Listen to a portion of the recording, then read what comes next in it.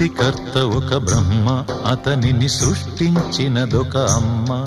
ఆ అమ్మకి తెలియని చిత్రాలు ఎన్నో, ఈ సృష్టిని స్తంభింపచేసే తంత్రాలు ఎన్నో. సృష్టికర్త ఒక బ్రహ్మ, అతనిని సృష్టించినదొక అమ్మ. సృష్టికర్త ఒక బ్రహ్మ, అతనిని సృష్టించినదొక అమ్మ.